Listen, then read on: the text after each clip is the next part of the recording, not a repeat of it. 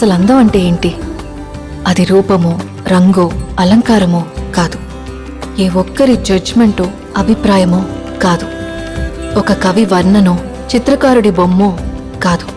మరేంటది? అందమంటే గుణం. అమ్మాయి నయుండి చెప్తున్నా, I don't want people to call me beautiful. దాని బదులు నీది కష్టపడే తత్వం, నీలో కరుణ ఉంది, నీకు ధైర్యం ఎక్కువ, నువ్వు తెలివైన దానివంటే నాకు సంతోషం. Address us by our qualities. MS Subbalakshmi అంటే భక్తి, అందం కాదు. మదర్ తెరెసా అంటే కరుణ, అందం కాదు. ఐన్ ర్యాండ్ అంటే తత్వం, అందం కాదు.